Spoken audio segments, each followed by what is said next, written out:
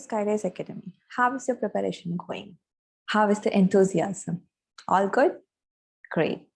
Today we are going to start with Article 16.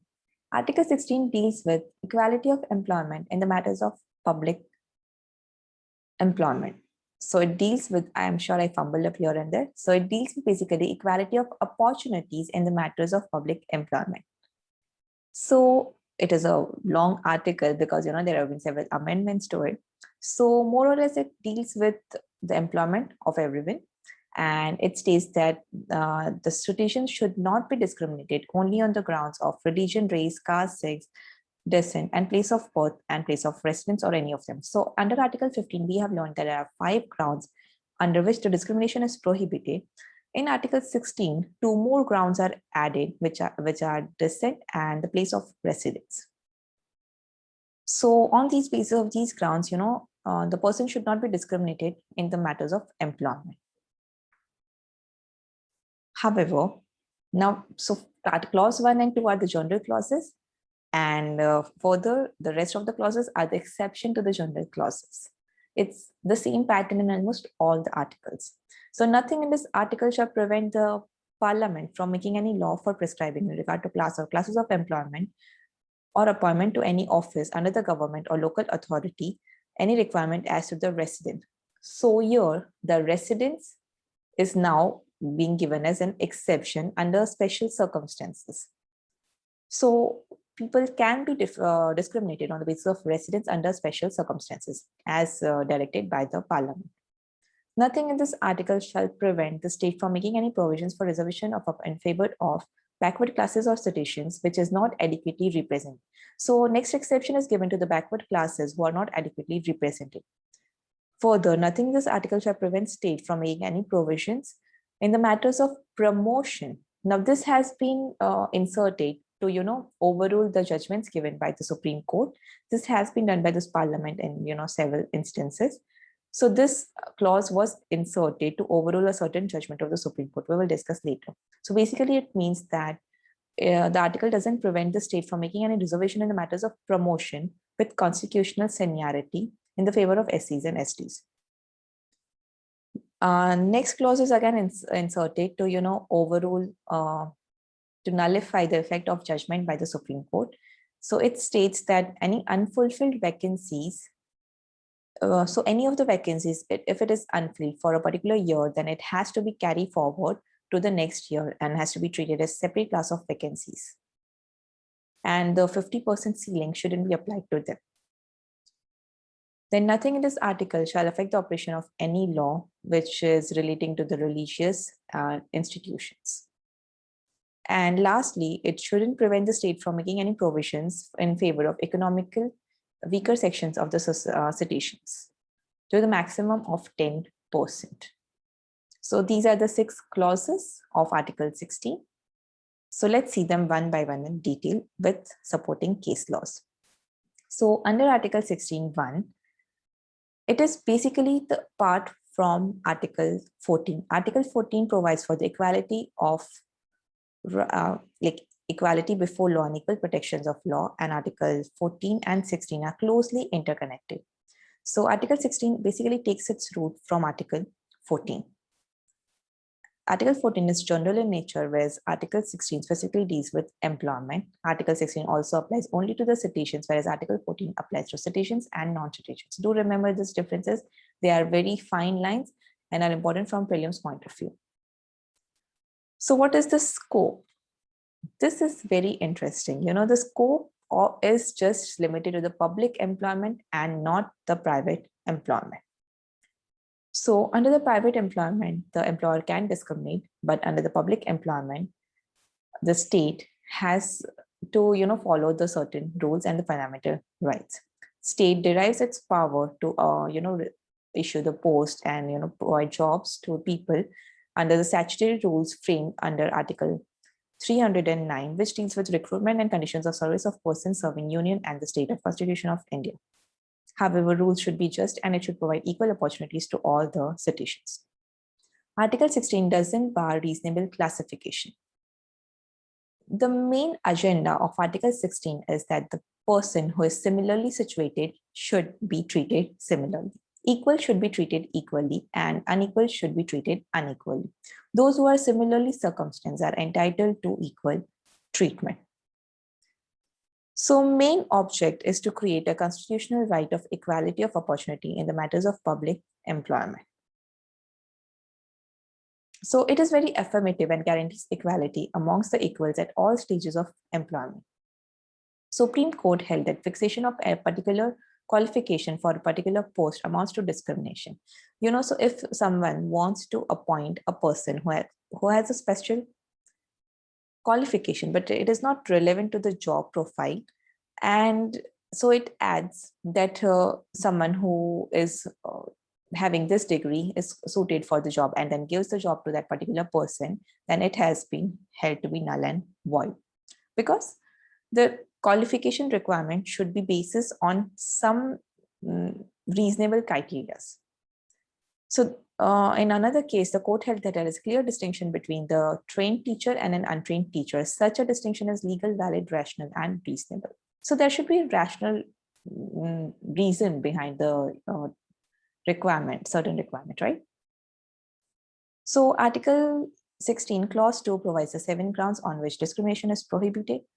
And why it is prohibited? Because if it is not prohibited on the basis of residence, then what would happen? Can you imagine what would happen? The India, which is a quasi-federal in nature, would have turned into federal units, with every state reserving their seats just for the people residing there. And that way it would have turned into federal units, and there would be complete disintegration of the country. That is why it is very important. You might find, oh, this is just a residence. What's so important about it? But it is very important. You can see the result. If it is not there, then whole country being divided into the federal units, with each state having just its own people or who are residing there and no one else from outside. There would be no immigration, and we wouldn't be there as a whole country. So let's see some important cases. Mainly it is about employment. So CB Muthama is a very important case. In this, service rule denying the right to be appointed on the ground of being married was held to be discriminatory. This case is very important from Article 15, 14, 19, and 16 point of view. So do remember this case and you can write wherever you feel apt. This is also a very important case. It is important under Article 14 also. So in this case, Air India versus Nargis Mirza. So what happened is, इस case में airlines ने एक जो air hostess थी वो pregnant थी, तो उसकी सर्विस टर्मिनेट कर दी थी, जबकि बाकी लोगों के लिए जो एज ऑफ रिटायरमेंट है वो 35 इयर्स है, और मैनेजिंग डायरेक्टर अगर चाहे तो एयर होस्टेस की एज 45 तक भी कर सकती है. तो ऐसे रेगुलेशंस से वो कोर्ट ने नल एंड वॉइड डिक्लेयर कर दिए, being discriminatory. Just because of pregnancy she can not be terminated from a service, right? So this was the case, and it is very important again in Article 14, 15, 16, and 21 also. So do remember it.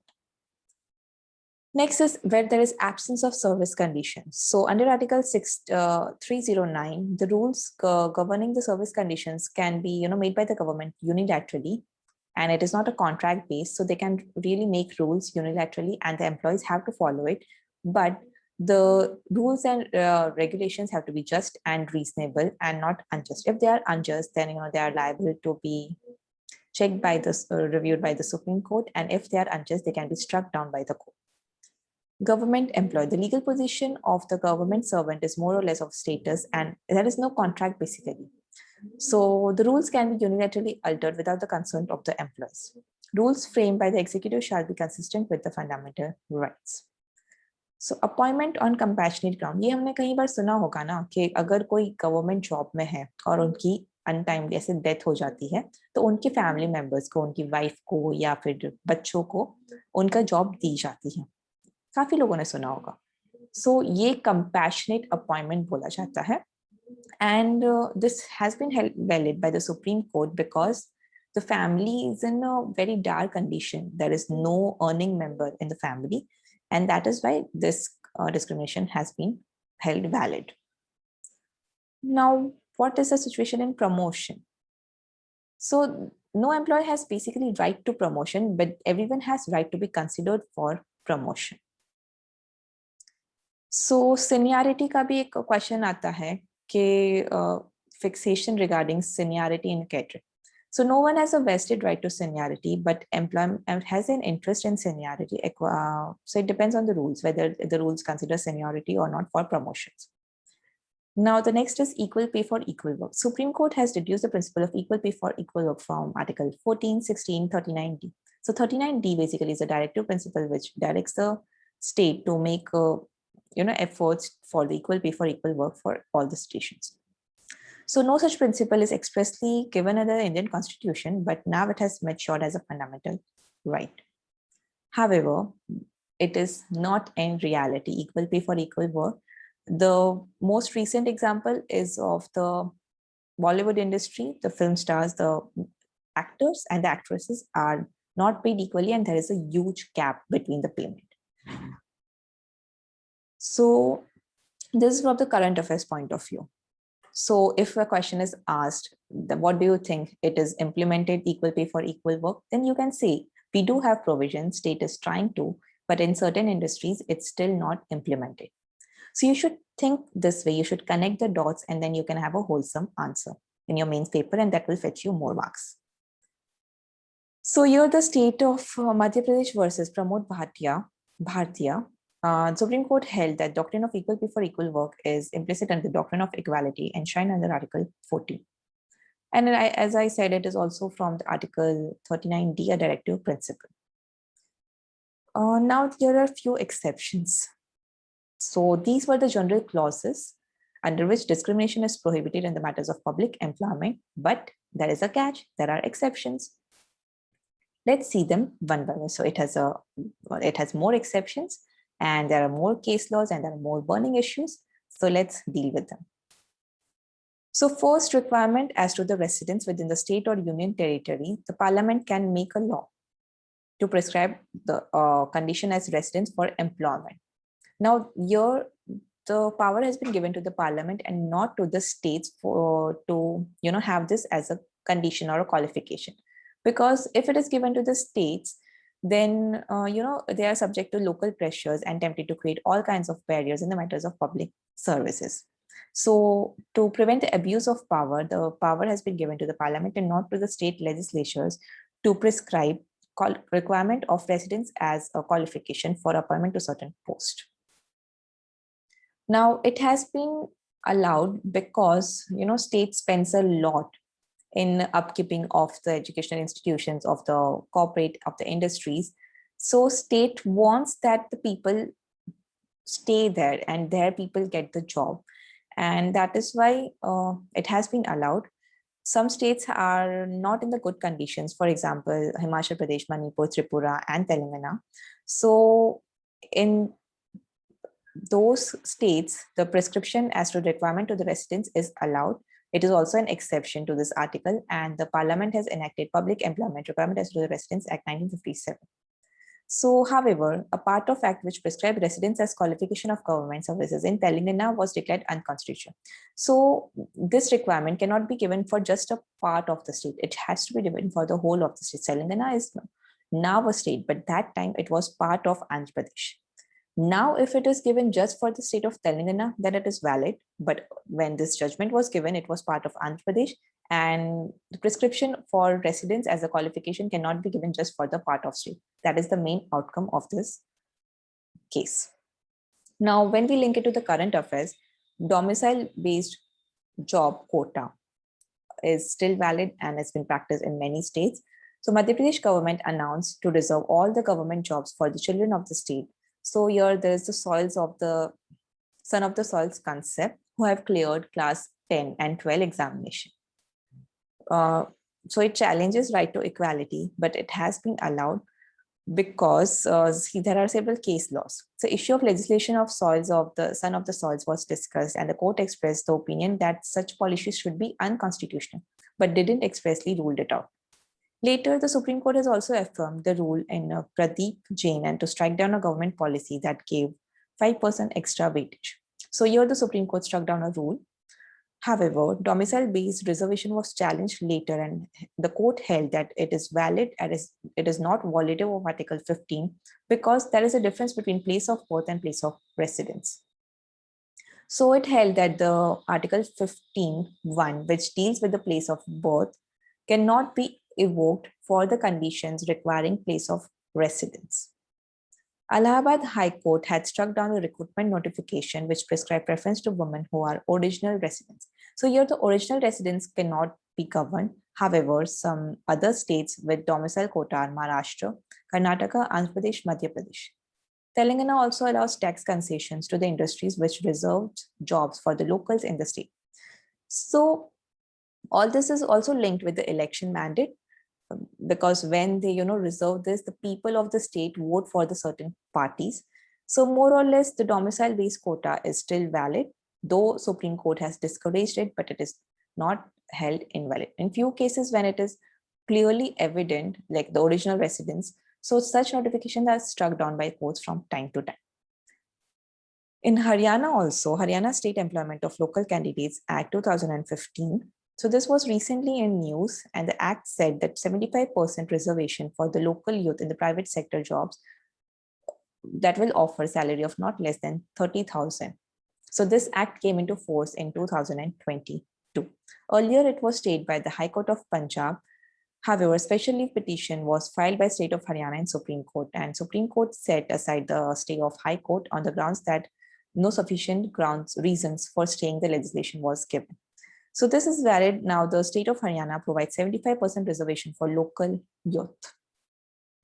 So this is in practice, and it's not completely wrong because state invests a lot and give several concessions to the industries, and then they want the industry to give preference to the locals first. So now let's look at other exception. Article 16, clause 5 provides that if an office is reserved with relation to the religious denominations, institutions, or the member governing thereof, it should belong to a particular religion. So if there is a church which is state-aided, and if there is a requirement that a person from the same religious community should head it, then it is valid discrimination. Now let's look at Article 16(4). So now this deals with the classification and reservation of the backward classes, SCs and STs, and what's their scope in the employment. So here, a state as an employer is entitled to fix separate quotas for promotion of degree holders, diploma holders in the exercise of its rule-making power. Article 16, clause 4 neither gives any right on anyone to claim nor imposes constitutional duty to make any reservation for anyone in public services. So it is basically an enabling provision which confers discretionary power on the state to make provisions for the reservation of appointment in favor of backward classes. Indra Sanvi versus Union of India is a very landmark judgment in the year 1992, famous Mandal case, and we will see its outcome soon. So it neither imposes any constitutional duty nor confers any fundamental right on anyone claiming reservation. So it is basically an enabling provision which has been provided for the upliftment of the people of the backward community so that they are brought on equal footing. However, no one can claim it as of constitutional right. And also the situation is tricky in promotions. In certain areas, reservation is allowed in promotions, and in the others, it is not allowed in promotions. So we'll see that as we move further. So court, the state government can reach to the conclusion whether the class is backward or not, for which a reservation is made if it is not adequately represented in the state services. So it is for the state governments to decide whether the class is represented or not adequately represented, whether it is backward or not backward. And it is not for the court to look into the wisdom of the method adopted. So let's look at the cases. Balaji versus State of Mysore. 1963, this is one of the landmark cases. In this case, the court attempted to impose constitutional limit on the extent of preference and declared that there should be a formula to strike a reasonable balance between, the reservation and then how much the extent of reservation. In T. Devadasan, the Supreme Court devised a rule of 50%, and struck down the carry forward rule. So the court held that when there is vacancies, they cannot be carried forward, because then that led to the reservation of 54%. And in the third year, it even went to 65%. So it would essentially nullify the reservation for the seats for the general people belonging to the general category, and the reservation was reached up to the 65% when the carry forward rule was applied. So the court struck down the carry forward rule. Basing itself on Balaji principle, the Supreme Court held that more than 50% reservation of post in a single year would be unconstitutional, as it destroys Article 16(1), which is equality of opportunity in the matters of public employment. In the name of advancement of backward communities, the fundamental rights of other communities should not be completely annihilated. So that was the important outcome of this judgment.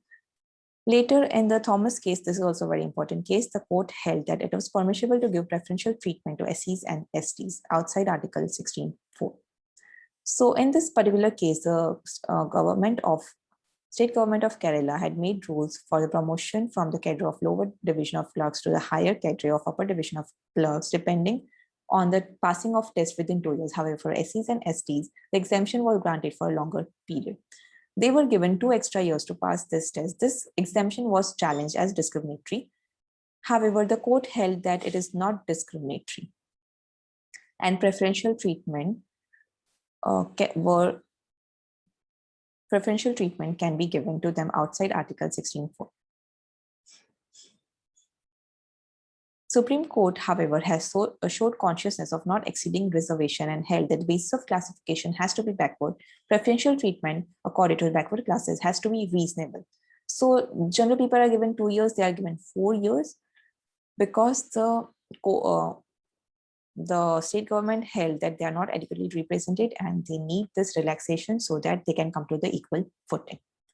Overall consideration of administrative efficiency should be kept in view in giving the preferential treatment to the backward classes. So there is a mean test. What is a mean test? Mean test is the test which a state government lays down to judge the backwardness of a particular community. For OBCs, the backwardness should be comparable to SCs and STs, and they should satisfy the mean test. So Indra Sanvi versus Union of India. In this famous historic Mandal case, 27% reservation for SEBCs was challenged.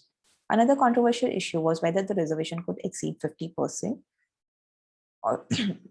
Also, the income or the wealth test was considered, and the concept of creamy layer was also discussed. So in T. Devasan, the Supreme Court had struck down the carry forward rule and held that its rule is no longer valid in any particular year, and reservation does not exceed 50% of the vacancies. Outcome was backward class in Article 16(4) can be identified on the basis of caste and not exclusively on the basis of economic criteria, because neither the Constitution nor law prescribes any procedure for identification of backward classes. So they just have to satisfy the mean step. Creamy layer must be excluded from backward classes so that others are given chance and even they can come forward. Carry forward rule is valid as long as it doesn't exceed 50% of vacancies. Earlier, the carry forward rule was struck down altogether, but now it is valid as long as 50% is not breached. Reservation can be made in matters of public and promotions. Earlier, it was of view that reservation has no role in promotions, but now the reservation can be made in the matters of promotion. Now, to nullify the effects of judgment, Parliament has passed the 2 amendments, Article Amendment 81, Amendment Act 2000, and introduced the end to the 50% ceiling reservation in the backlog vacancies. So now more than 50% reservation is also allowed, and through clause 4A, and clause 4B was also introduced by 85th Amendment Act 2001, which extends the benefit of reservation in favor of SCs and STs in the matters of promotion with constitutional seniority. However, this benefit has not been extended to OBCs. After this judgment, Union government had appointed a committee known as the Justice Ram Nandan Committee to identify the creamy layers among SEBCs. Now, those who are included in the creamy layer that are excluded from the benefits given to the SCs, STs, and SEBCs. Now, a main precaution which the court warned was the reservation should not be excessive for 2 reasons. It should not compromise the efficiency of administration. Further, it should not destroy the main provision, which is equality of opportunity in the matters of public employment, to make it an illusionary. Because, if 80%, 90% is reserved, then it will just be illusionary. The whole process of appointment will be illusionary. Now, next topic is horizontal and vertical reservations. Do remember here the important case laws. It's very important. It is a burning topic. It keeps coming up in the current affairs. This state has given this reservation, that state has given this reservation. So it's very important you have a crystal clear clarity on how the reservation is given, whether it is valid or not. Domicile-based quota are valid. Carry forward rule is valid, and which judgments and amendments, they support it and what they do for them. So do remember this flow very clearly. And you can then, easily write your essays and your GS papers and also the optional papers. Now let's see the vertical and horizontal reservations. So what is a vertical reservation? When we have a quota system, the general, the SC, ST, and OBCs, so that is a vertical reservation. Horizontal reservation is when you have a reservation for women, for physically challenged. So that is a horizontal reservation. It cuts through vertical reservation. So for example, if a special reservation for women is provided within the social reservation for SC, proper procedure is to first fill up the SC quota in the order of merit and find out whether the number of candidates among the special reservation, so how many number of candidates are women. If the number of women is equal to or more than that is reserved for the special quota, then there is no need to further select. So this extent, the horizontal reservation differs from vertical reservation. So horizontal reservation basically cuts across the vertical reservation, what is called interlocking reservations. Now, what is backward classes? So the Chandrachud CJ, right now, soon he is going to be the Chief Justice of India. He laid down in Indra Sandvi 2 tests to be applied for identifying backward classes. They should be comparable to SCs and STs in the matter of their backwardness. They should satisfy the means test, that is to say, the test of economic backwardness, which is laid down by the state governments in context of the prevailing economic conditions. Now, there are certain exceptions to the permissible discriminations. So there are certain posts where merit alone counts because we don't really want to compromise on the efficiency of administration. So certain posts are defense services, including the technical post, then technical posts in the establishments engaged in research and development, like example, DRDO and atomic energy space establishments like ISRO, teaching post of professor and above, if any, post in the super specialty in medicine, engineering, and other scientific and technical subjects, post of pilots, co-pilots in Air India and India Land. So these are some of the posts which court held that there can be no reservation and merit alone counts. Because in this all the posts, excellence is what is most requirement and efficiency of administration is the most important. So here is the conclusion. There are 3 positive aspects of Supreme Court's opinion which may be highlighted. So overall reservation is now limited to the maximum of 50%. However, this has been nullified through the amendment, 81st Amendment. Amongst the classes granted reservation, those who have been benefited from reservation and are included in creamy layer should not be allowed the benefit of reservation over and again. Element of merit has been introduced for the first time in the scheme of reservation. So promotions are to be merit-based and are excluded from reservation rule. Now, this again has been nullified by the Supreme Court by introducing amendment and clause 4B. Certain posts are to be excluded from the reservation rule. So this is valid. So certain posts are still excluded and minimum standards shall be laid down for the recruitment to the reserve post. So let's see the constitutional amendments which has changed the outcome from the Indra Sandvi case. So in Rangachari, it related to the promotion and Supreme Court permitted reservation of posts not only at initial stage but also in the promotions. However, amending the Parliament has removed, but in Indra Sandvi, the Supreme Court, overruled its judgment in Rangachari, and the reservation was then not allowed in promotion. However, the court nullified its judgment by introducing Article 16, Clause 4A, and revived the interpretation put in Rangachari case. And now the reservation applies to the promotion for SCs and STs. However, your OBCs are not included. Now, next amendment is for the 50% rule laid down by the Supreme Court is to apply to normal vacancies that has been held in Indra Sandvi case. However, this rule has been, effectively nullified by this amendment by inserting Article 16(4)(b), and now there are more chances, there is an increase in the employment opportunities for SCs, STs, and OBCs. So here is an important question which has been asked in the previous year. Examine the scope of protective discrimination offers to the people belonging to SCs, STs, and OBCs under Articles 15 and 16 of the Indian Constitution. Explain with the help of decided cases. So here, the case laws are very important. Do remember cases. It is a 20-mark question. So write as many cases as you can remember. Do follow the mind maps for quick revision. And we have already covered this answer in our module. So you can just, jot down the points and connect it with the current affairs. So if you even write the case of Haryana and Madhya Pradesh, then you can fetch more marks when you link it with current affairs. Let's see Article 17. It deals with abolition of untouchability. So untouchability is abolished and its practice is in all forms is forbidden. This article is just like for your knowledge, it's not asked much in the exams, especially not in the mains exam. So abolition of untouchability was one of the goals of Mahatma Gandhi.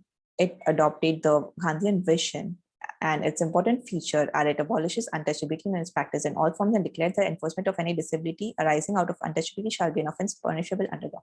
So from this, a statute had been enacted, Untouchability Offences Act 1955, makes provisions with respect to general forms of untouchability practice in India. So it prescribes fine and imprisonment. However, the punishments were not adequate, and later it was amended, and the new act was Protection of Civil Rights Act 1955. So a civil right has been defined as any right accruing to a person by the reason of abolition of untouchability. It has increased the punishment and made offenses non-compoundable. The principal object of Article 17 is to ban practice of untouchability in any form. Last article for this session is Article 18, and it deals with the abolition of titles. So basically, no titles can be conferred to by the state. No citizen of India shall accept any title from any foreign state. So Article 16 is in fact not a right, but a restriction on the executive and legislative powers. Citizens of India have been directed not to accept any title from the foreign government. So awards here are not titles, but any other title, they are not allowed to accept from the foreign government. This is also, again, just for your knowledge, it's not much important from the prelims or mains point of view. So here are the quick revision of articles. Article 15, prohibition of discrimination on the grounds of religion, race, caste, sex, and place of birth. Equality of matters of public employment is equality of opportunity in the matters of public employment is Article 16. Article 17 is untouchability, and 18 is relating to abolition of titles. Hope you liked today's sessions. You got to learn a lot new things. And if you have any queries, do write me in the comment section, and don't forget to like and subscribe to the channel. So if you want me to make a video on any particular case or any current affairs issue, you can write that too in the comment section.